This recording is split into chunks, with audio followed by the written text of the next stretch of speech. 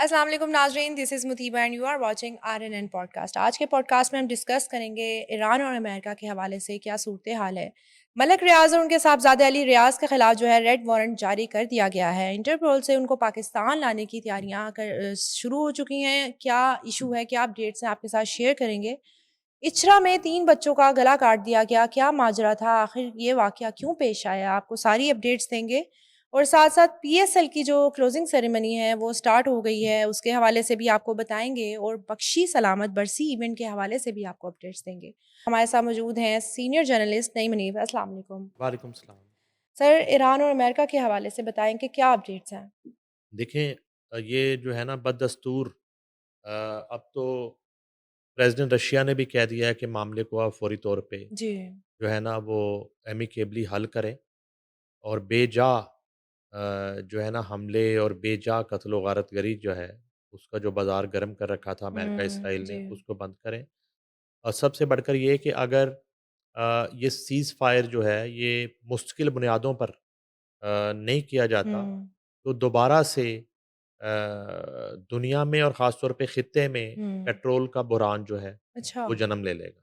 ठीक है। तो फिर आप हम सब जो है ना तैयारी कर लें कि पेट्रोल मज़ीद महँगा होने जा रहा है। ठीक सही। है, डीज़ल की कीमतें बढ़ेंगी, जब पेट्रोल और डीज़ल की कीमतें बनेंगी बढ़ेंगी तो फिर महँगाई का एक तूफ़ान जो है, नया तूफ़ान आ जी। जाएगा। अब किस हद तक जो है वफ़ाकी हुकूमत जो है सब्सिडी देती है पेट्रोल की मद में और पेट्रोलियम मसनूआत की मद में और एक मस्नूई रिलीफ़ जो है, जी। वो आवाम को देती है और ये कितना अरसा चल सकता है। हुँ, अलबत्ता ये है कि इत्तलात ये भी हैं कि ईरान नई शराइत जो है बज़रिया पाकिस्तान, हुँ। अमेरिका तक शायद पहुँचाए। ये अमेरिकन जो स्पोक्स पर्सन्स हैं जी। वाशिंगटन के व्हाइट हाउस के, ये उनके ख़्यालात हैं। उनका हुँ। ये बिल्कुल उसी तरह जैसे कुछ दिन पहले ट्रंप ने कहा था कि हमें ईरान ने ये इत्तला दी है कि ईरान तबाह हो चुका है। जी, ईरान ने आपने खुद बताया इत्तला था। दे दी है हाँ जी। और उन्होंने कहा कि ईरान जो है वो फ़िलफ़ौर आबनाए हर्मुज़ जो है ना उसको मुकम्मल तौर पर खोलना चाहता है।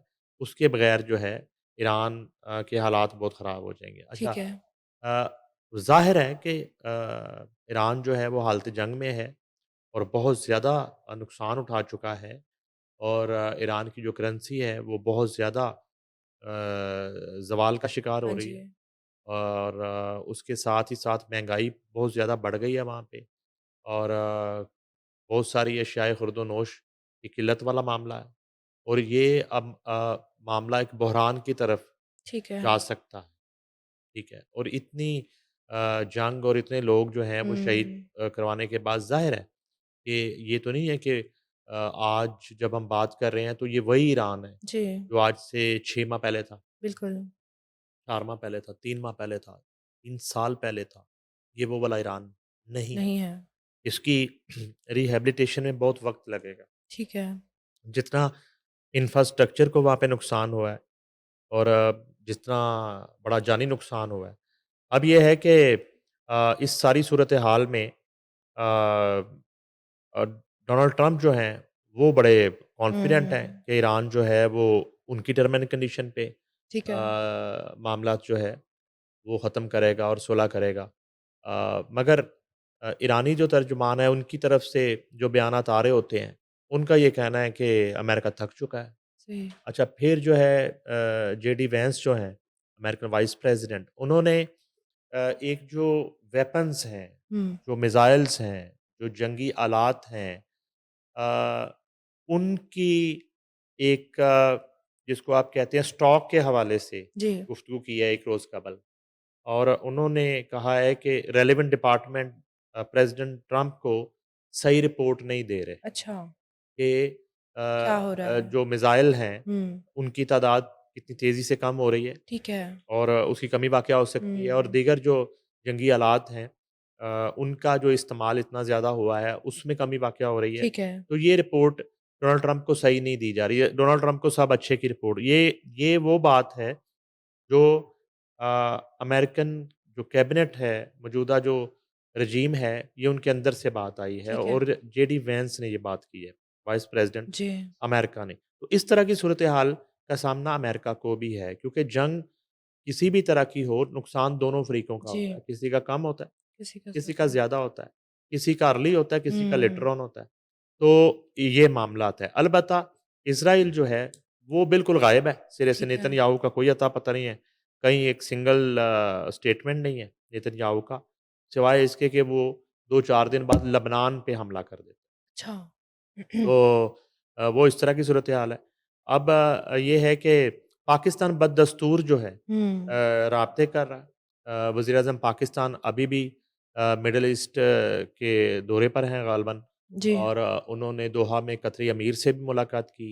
उन्होंने वो जद्दा भी गए, जी, और वो मुख्तलिफ़ जो है स्टेट्स उनके दौरे भी कर रहे हैं, राब्ते कर रहे हैं, और उसी तरह उनकी तकरीबन एक पौने घंटे पर मुश्तमिल फ़ोन कॉल भी हुई है ओके, प्रेज़िडेंट ईरान के साथ। ठीक है, जिसमें दोबारा से नए सिरे से एक सारा मामला उन्होंने उनके साथ डिस्कस किया है, सही है। और उन्हें इस बात पर आमादा करने की कोशिश की है कि जो है ना, कुछ ऐसा फ़ॉर्मूला बनाया जाए कि ये जो एक जंग के साए हैं, जी, ये मंडला रहे हैं जो ख़ौफ़ बदस्तूर, हर वक़्त वो टल हाँ जी, जाए। तो इस तरह की सूरत-ए-हाल है। इसी तरह अमेरिकन से भी जी, वो राब्ते में हैं। तो इसी तरह फ़ील्ड मार्शल के भी राब्ते जारी हैं। तो अब ये है कि फ़िलहाल आज जो अगला हफ़्ता है, उसमें कोई इस तरह की सूरत-ए-हाल तो नहीं समझ आ रही कि इस्लामाबाद में कोई मुज़ाकरात हो जाएँगे। मगर ये ज़रूर है कि पाकिस्तान की तरफ से बददस्तूर जो है, एक सालिसी की जो कोशिशें हैं, जी। वो जारी हैं। ठीक है, मतलब कोशिश की जा रही है लेकिन अभी तक कोई चीज़ें जो हैं उस पे सेटलमेंट नहीं हो रही है। आगे बढ़ते हैं सर, मलिक रियाज़ और उनके साहबज़ादे अली रियाज़ को जो है रेड वारंट जारी कर दिया गया है और उनको इंटरपोल से पाकिस्तान लाने की तैयारियाँ भी शुरू कर दी गई हैं। अच्छा, ये देखिए, इस बात पे बड़ा वावेला है कि बैरिया टाउन का जो मालिक है मलिक रियाज़, जी। जो कहता था कि वो फ़ाइलों के नीचे पहिए लगा दिए जाते हैं, फिर फ़ाइलें चलती हैं हुँ, इस मुल्क में। तो इसी मुल्क में उनकी जो उनके जुराइम की जो फ़ाइल है, उसको पहिए लग गए हैं, अच्छा। और वो फ़ाइल अब तेज़ हो गई है। उस फ़ाइल के नतीजे में उनके रेड वारंट जारी हो गए हैं, जो पहले भी कई दफ़ा कोशिश की, लेकिन वो पहियों वाला मामला जो है, वो बड़े तगड़े आदमी हैं, वो उसे रुकवा लेते थे। अब ये है कि दोबारा से जी। उनके रेड वारंट जारी हुए हैं, और बताया ये जा रहा है ज़राए से कि उन्हें दुबई से वापस लाने के लिए इंटरपोल से राब्ता जो है, वो हो गया है। ठीक है। अब डिपेंड ये करता है कि क्या अली रियाज़ मलिक और मलिक रियाज़ जो हैं, वो दोनों दुबई में ही मौजूद रहेंगे, या अच्छा। किसी और मुल्क का उनके पास वीज़ा है।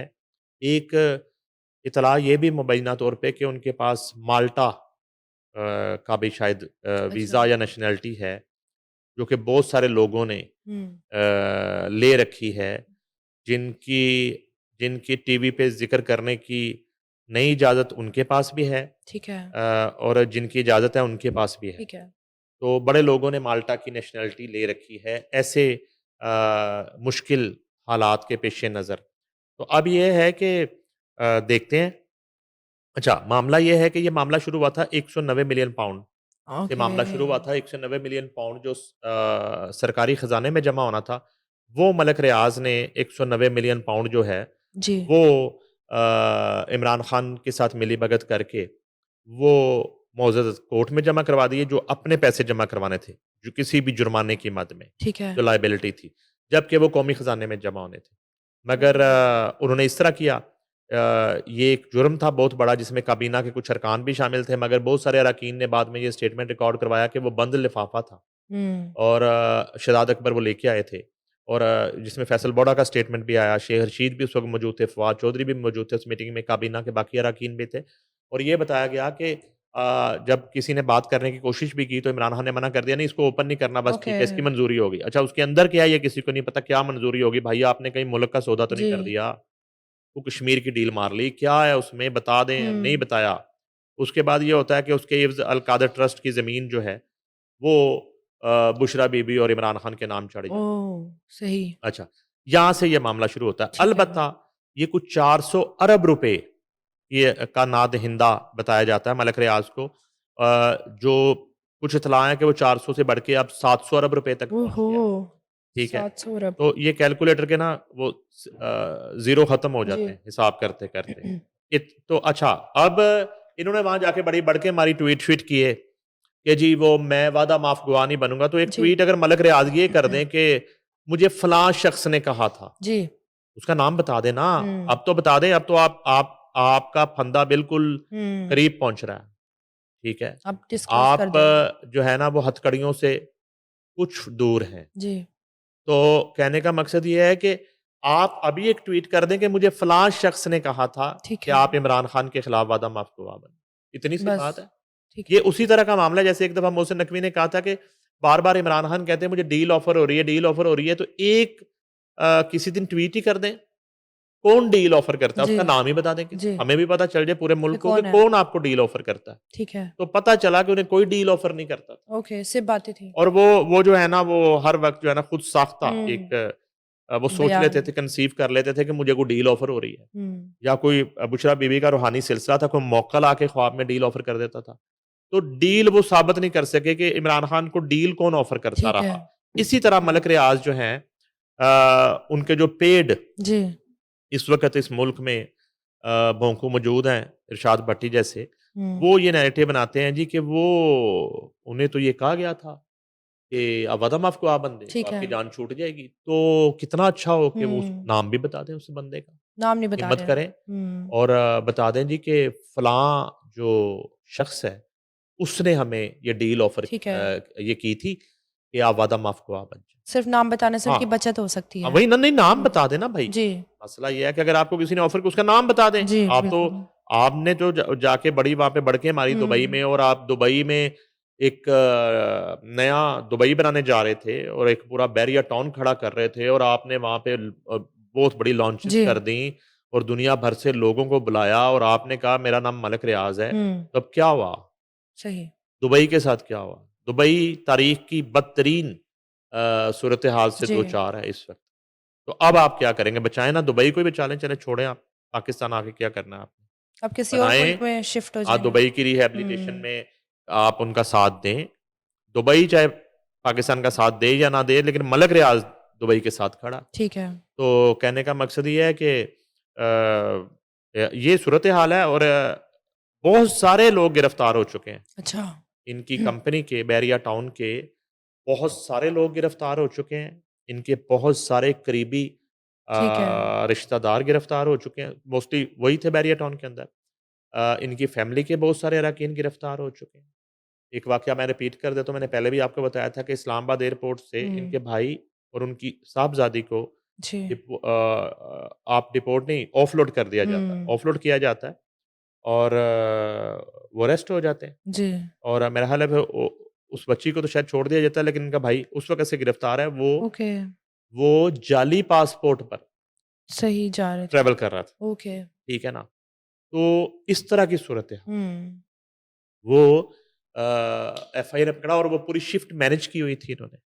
चार्ली एयरपोर्ट पे ट्रैवल कर रहे थे वो जाली वो पासपोर्ट पे। पासपोर्ट पे जो जी, है जी, वो जी। ट्रैवल कर रहे किसी थे। और के पासपोर्ट पे वो ट्रैवल कर रहे थे क्योंकि उनका अपना नाम ईसीएल में था ना। तो उनको यकीन था वो नहीं पकड़े हाँ, जाएँगे। वो इन्होंने पूरी शिफ्ट मैनेज की हुई थी ओके, उसमें। लोग सारे हाँ जी, वो सारे अब मोस्टली लोग गिरफ्तार हैं। जी, कुछ मुअत्तल हैं, नौकरियों से उन्हें फ़ारिग कर दिया ठीक गया है। है। वो ज़ाहिर है कि महकमे ने तो अपनी पूरी जी, कार्रवाई उस बिल्कुल। पे की है और जारी है। तो अब उससे बहुत कुछ निकला। फिर इन्होंने रिटायर्ड बहुत से ऑफ़िसर्स रखे हुए हैं। उनमें ठीक से है, कुछ ऑफ़िसर्स गिरफ्तार हो चुके हैं। ठीक है। ठीक है, उनसे बहुत कुछ। हुँ, और अब मामला ये है कि मेन जो जी, इस पूरी कहानी का जो किरदार है वो मलक रियाज़ है और उनका बेटा अली रियाज़ है। जिनको वारंट जो है हाँ वो जी, जारी अब कर दिया गया। हुकूमत ने फैसला कर लिया है और ये नैब की ओके, रिक्वेस्ट पर ये कार्रवाई उनके खिलाफ की जा रही है। ठीक है। और इदारे ने जो है वो इंटरपोल से राब्ता कर लिया है, हुँ, रेड वारंट जारी हैं, ये इत्तला है। अब कहाँ तक भागते हैं हम? जी, क्योंकि वो मैनेजर बहुत अच्छे मैनेजमेंट कर लेते हैं। हुँ, परवेज़ मुशर्रफ दौर में भी मुझे याद पड़ता है, उनके गिर्द घेरा तंग हुआ था। और ये भी याद पड़ता है कि एक पाकिस्तानी गुलूकार और उनके भाई ने उन्हें कुछ टाइम लेके दिया था अच्छा, अच्छा, कि ये 6 माह के अंदर अपनी चीज़ें ठीक कर लेंगे और जो-जो वाजिबात है ठीक है। वो कौमी ख़ज़ाने में जमा करवा देंगे। लेकिन हुँ, वो कौमी ख़ज़ाने में तो कुछ जमा हुआ नहीं हुआ। उन्होंने 6 माह के अंदर-अंदर परवेज़ मुशर्रफ को मैनेज कर लिया। ठीक है।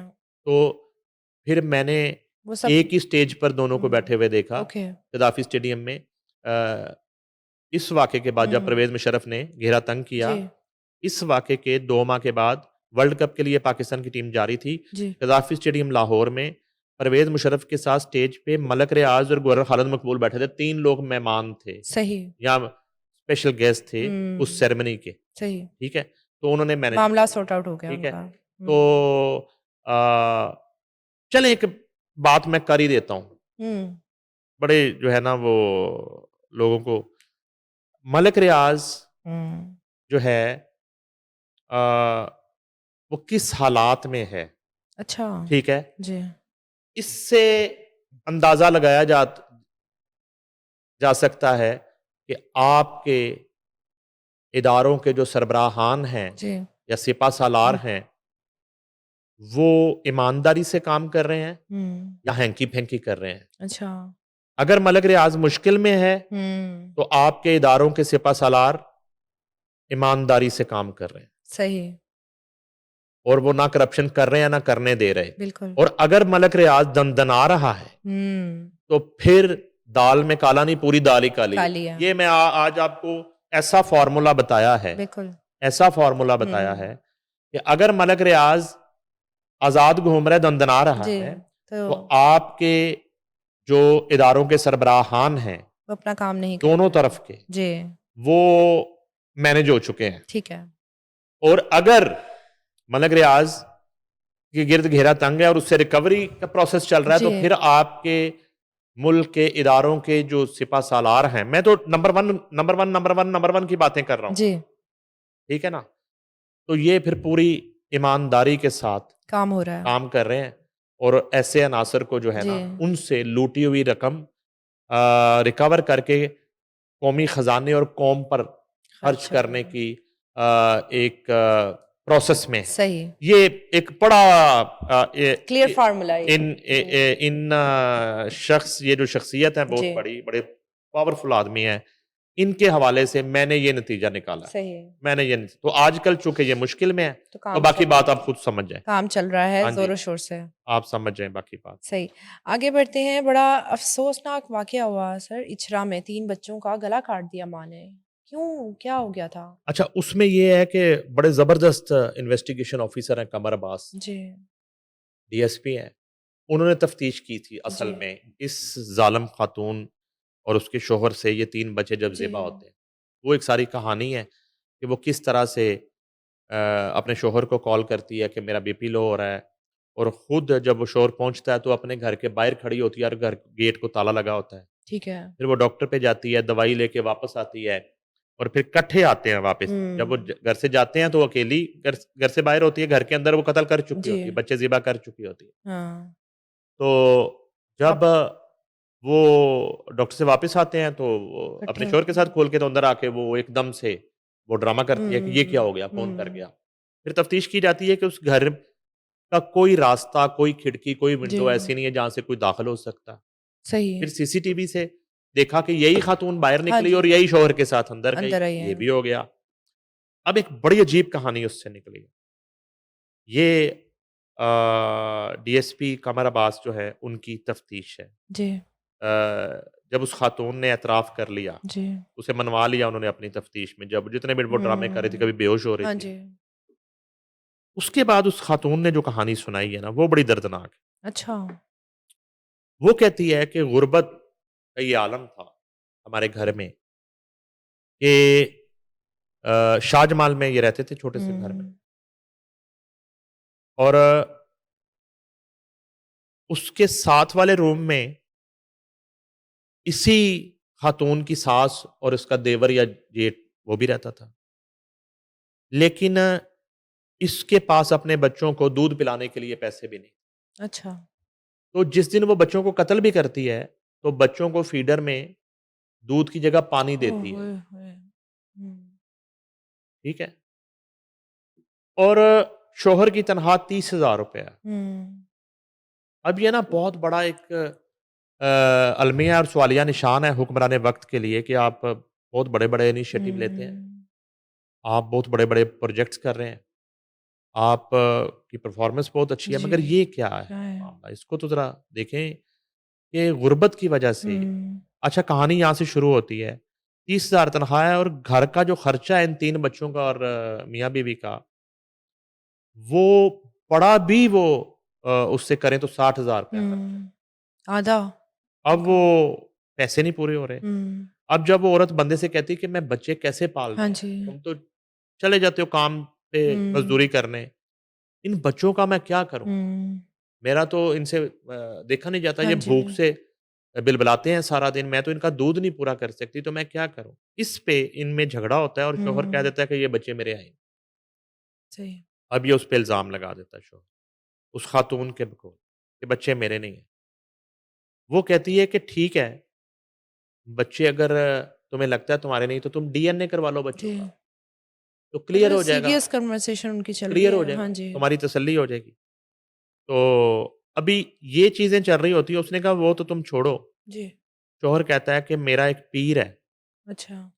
तो वो हमें प्राइज़ बॉन्ड का नंबर बताएगा, तो हमारी ज़िंदगी बदल जाएगी। अच्छा। लेकिन पीर को देने के लिए मेरे पास कुछ नहीं है। हुँ। तो पीर साहब ने कहा कि अपनी बीवी को 2 दिन के लिए मेरे पास छोड़ दो। तो तुम 2 दिन के लिए पीर साहब के पास रुक जाओ, उनकी ख्वाहिश बिल्कुल। पूरी कर दो 2 दिन के लिए। तो इसके बदले पीर साहब जो है ना, वो वो हमें नंबर कितनी बता देंगे। रूहानी और जानी शख्सियत होंगी जी। वो पीर साहब, जी।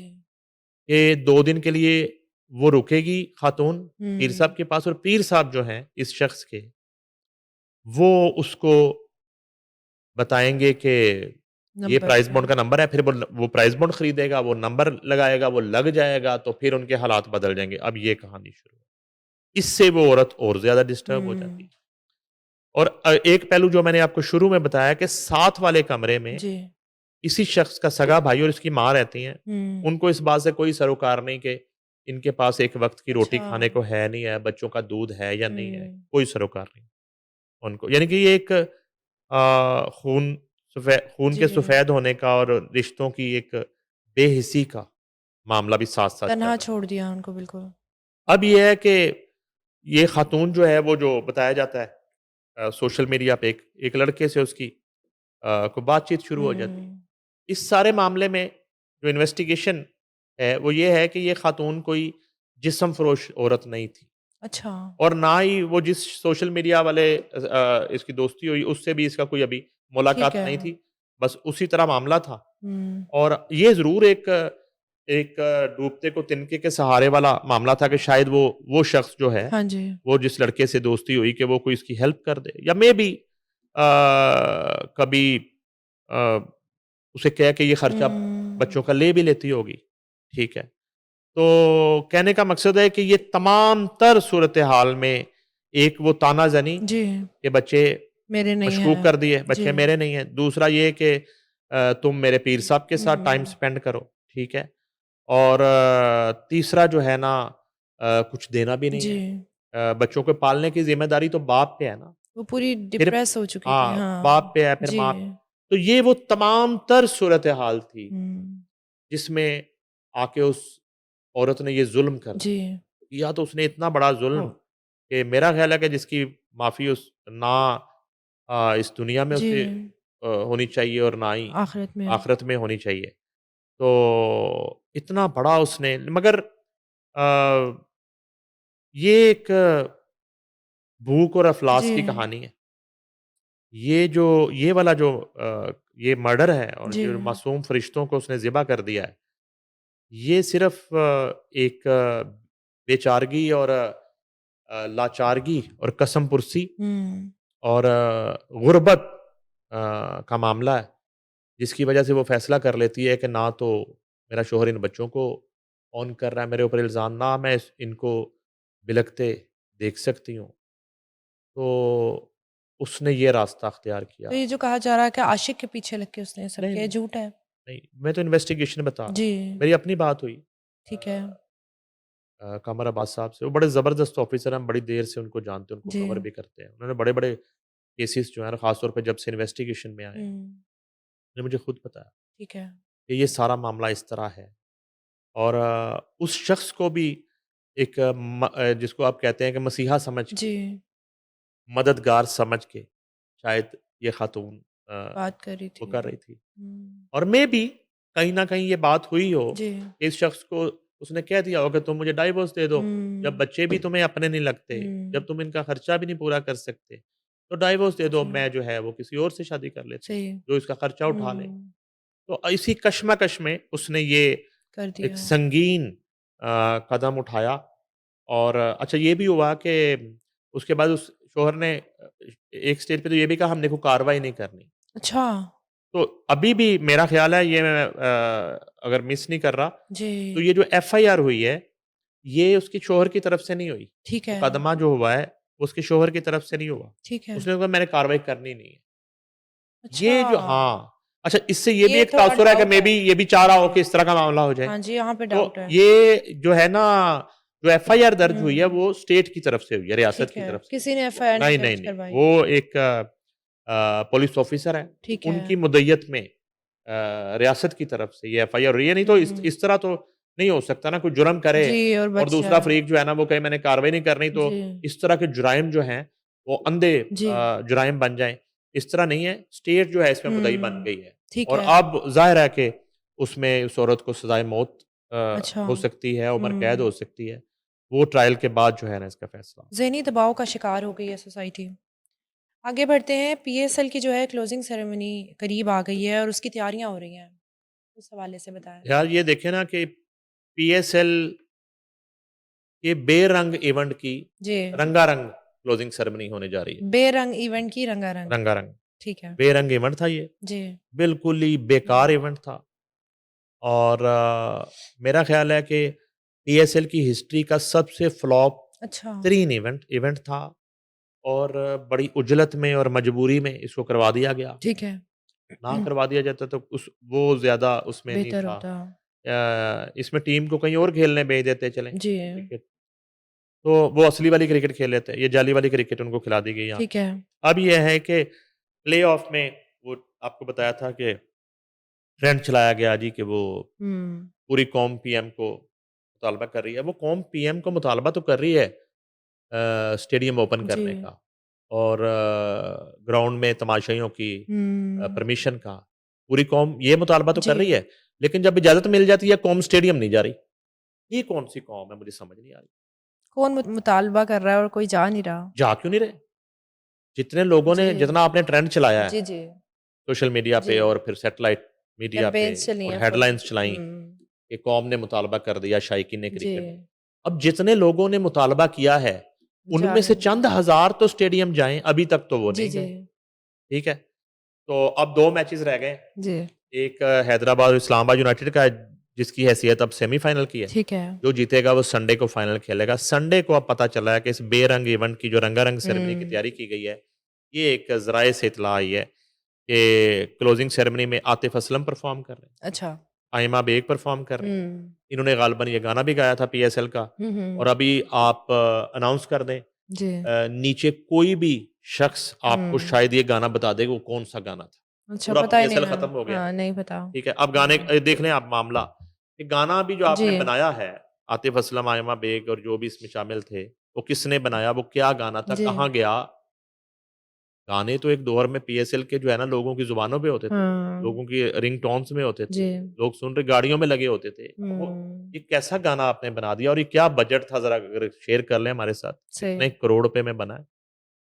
किसी ने नहीं किसी ने सुना, सुना ही ना नहीं। ना हाँ। ना किसी को याद है, ना हाँ पता जी। है, कहाँ गया? पीएसएल की तरह गाना भी डेड फ्लॉप हो गया। हुँ। अब यही लोग परफ़ॉर्म कर रहे हैं। ठीक है। ये एक मुख्तसर सेरेमनी है, डिज़ाइन की जा रही है ठीक है। कज़ाफ़ी स्टेडियम लाहौर में, हुँ। फाइनल मैच से कबल। और इसमें ये परफ़ॉर्म करेंगे जी। और उसके अलावा जो मेरे पास एक इत्तला है कि वो कोई ड्रोन के ज़रिए जी। ट्रॉफ़ी आएगी, सेरेमनी में ट्रॉफ़ी अच्छा। उतरेगी और फिर वो जीतने वाली टीम को जो है ना वो दी जाएगी या उससे पहले ट्रॉफ़ी की एक रूनुमाई होगी दोनों कप्तानों के साथ। ठीक है। तो इस तरह का कुछ डिज़ाइन किया जा रहा है। अलबत्ता ये है कि क्लोज़िंग सेरेमनी जो है ना, जी। यानी कि जिस इवेंट की ओपनिंग सेरेमनी नहीं हुई थी, हाँ, अच्छा ओपनिंग सेरेमनी सादगी से हुई थी जी। जिसमें वज़ीर आला पंजाब तशरीफ़ लाई थी, मेहमान ख़ुसूसी थी मरियम नवाज़ और उनके तशरीफ़ लाने पे नसीम शाह ने ट्वीट किया था ठीक है। और नसीम शाह उसी ट्वीट के नीचे आके कहीं गुम गए, ठीक है। ठीक है? फिर उन्होंने ट्वीट डिलीट किया, फिर जी। उन्हें 2 करोड़ रुपया जुर्माना हुआ, फिर वो अचानक अनफिट हुए, जी, उनको ना चोट लग गिरे, गई। हुँ। ना पटके, ना किसी से टकराए, भागते-भागते एकदम से उन्हें लगा वो इंजर्ड हो गए हैं जी। और वो बाहर चले गए और उनकी ये सादा सी इंजरी अगले किसी मैच में रिकवर भी नहीं हुई, वो ठीक भी नहीं हुए, जी। वापस भी नहीं आए।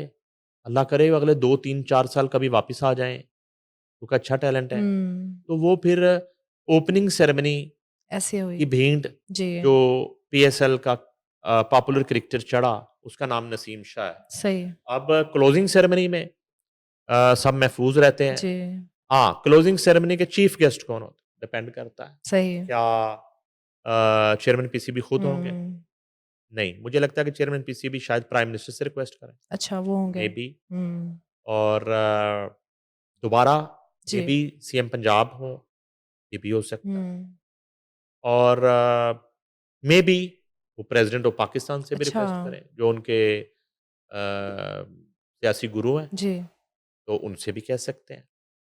और कहीं न कहीं अगर मुमकिन हो सके, जी, सिक्योरिटी इश्यूज़ ना हों, तो फील्ड मार्शल की आमद भी हो सकती जी, और ये एक बहुत बड़ा मैसेज होगा दुनिया को।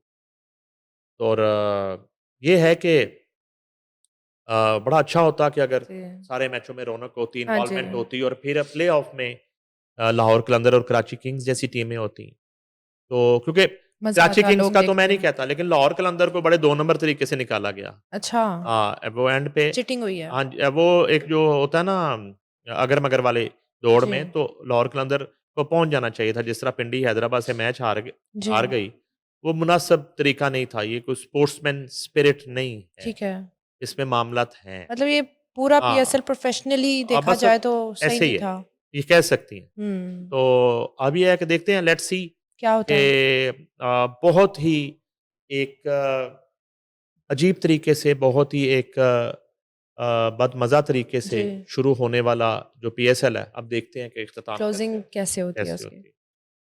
बख्शी इस्लामत की बात करें तो उनकी बरसी के इवेंट के हवाले से बताएँ? देखिए ये जो एक ट्रेंड है जी, बरसियों का, जी, ये बज़ाहिर तो बरसियाँ हैं, जी। मगर मैं समझता हूँ कि ये कव्वाली और क्लासिकल म्यूज़िक के रिवाइवल अच्छा। में बड़ा ज़बरदस्त ये इनिशिएटिव, हुँ, ये सिलसिला याद सलामत से शुरू हुआ जी, और फिर मियादाद खान की दूसरी बरसी इस साल मनाई गई जी, और उसके बाद बख्शी सलामत और जावेद सलामत जो हैं, उनकी बरसी मनाई। जी। बख्शी सलामत घराने के जो फर्जंदान हैं उन्होंने, और बहुत बड़ा इवेंट हुआ हुँ, और बड़ा हिस्टोरिकल इवेंट मैं कहूँगा इसको। और ये जो एक दौर में उस्ताद फ़तेह अली खान की बरसी हुआ करती थी, हुँ। ये जो राहत के बड़े हैं, तो वो फैसलाबाद में होती थी, उसे मैदान कहते थे। अच्छा। जो उस बरसी में परफ़ॉर्म करता था हुँ, और उस पूरा साल तैयारी करते थे लोग कि उस अच्छा, मैदान में हमने वो बज़ाहिर वो मैदान होता था, लेकिन वो होती बरसी थी। ठीक है। तो मुझे तो ये बख्शीश जावेद सलामत बरसी इवेंट जो है, जी, मुझे उस्ताद फ़तेह अली खान का मैदान लगा। क्या बात है। वो तो हमने सुन रखा था, लेकिन उसी तरह हुँ, के विजुअल्स थे। जी, हम चूँकि मीडिया पार्टनर थे एक्सक्लूसिव आरएनएन टीवी इस इवेंट का, तो हमने उसे रिकॉर्ड भी किया। जी। हम उसको अभी चला भी रहे हैं, अभी वो प्रोडक्शन हुँ, के मराहिल में भी है। लेकिन इतना बड़ा क्राउड और पूरे मुल्क से लोग आए हुँ, और जिस तरह उसको होस्ट किया हुँ, नदीम सलामत ने और मसूद सलामत और अयूब आफ़ी और नवीद सलामत और खुशनूद सलामत और पूरा ख़ानदान इनका, और फैसलाबाद से ख़ास तौर हुँ, पे मेर अली शेर अली फैमिली और राहत को भी देखा जी, वहाँ पे। राहत ने कव्वाली तो नहीं की, कव्वाली तो ख़ैर वो उस तरह की करते भी नहीं है। ये जी, बख्शी सलामत वाली जो कव्वाली है, मैं जी, आपको ये बता दूँ, ये बड़ा मैं आपको एक अजीब-सा कंपैरिज़न बता रहा हूँ कि आज अगर आप देखें तो दुनिया भर में जी। कव्वाली की बात करें तो नुसरत फ़तेह अली खान की कव्वाली लोग कॉपी कर हाँ रहे जी, होंगे। हर यही बंदे है, को हाँ जी। आसान पड़ता है। उन्होंने शायद थोड़ा कव्वाली को आसान करके लोगों को गाया, समझ मुश्किल भी आती गाई, है। हाँ जी। लेकिन मोस्टली अ, आसान करके गाई। जिसको कैफ़े कैफ़े, हुँ, करिया करिया, हुँ, शादी शादी, मेहंदी मेहंदी, ठीक है। ठीक है?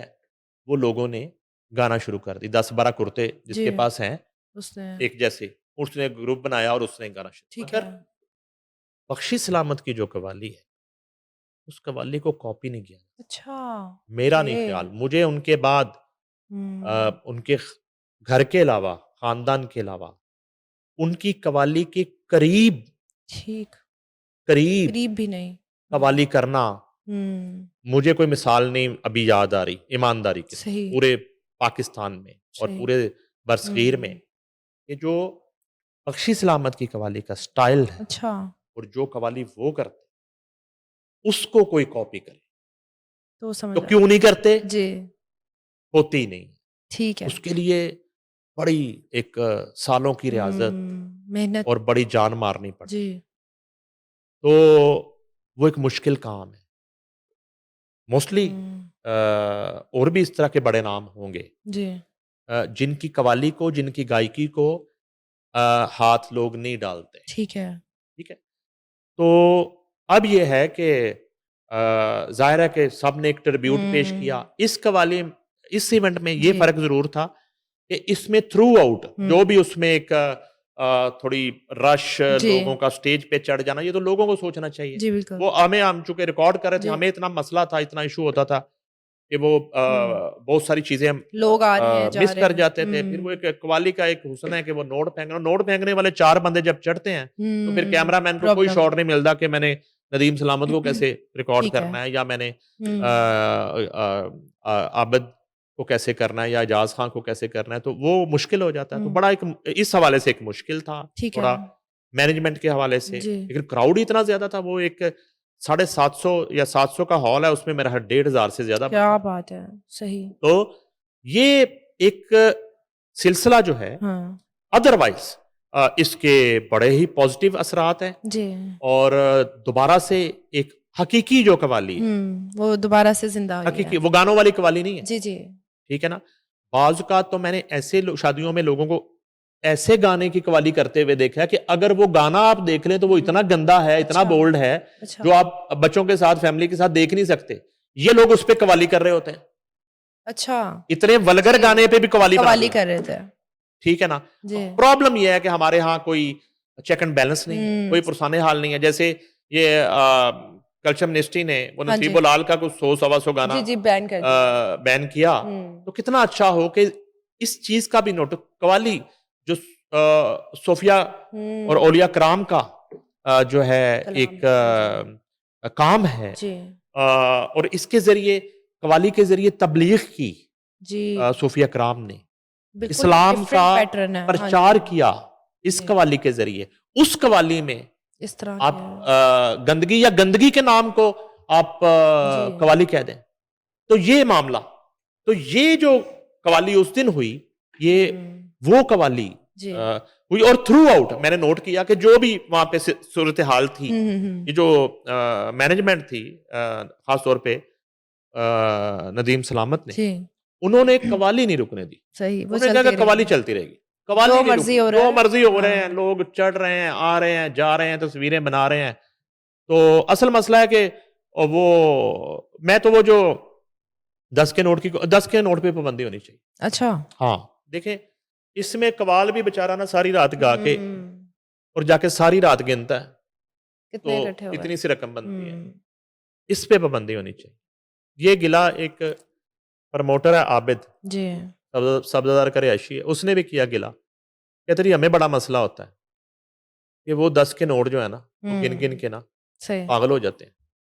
तो कितने का होना चाहिए वैसे? नहीं, फिर कोई रीज़नेबल होना चाहिए क्योंकि ये सिर्फ़ ना वो जो आके पैसे शो फेंकता है ऑफ ना, है बेसिकली ये वो सिर्फ़। हाँ, एक तो वो होता है चले जी उसको बड़ा कुछ हाँ सुर जी, लड़ गया, हाँ जी। उसको बड़ा कोई बोल लड़ गया, एक तो ये होता है। हुँ, एक उसने जो है ना सिर्फ़ वो बनानी होती है वीडियो, बताना होता है कि मैं भी आया हुआ हूँ। हाँ, तो इस तरह का मामला होता है।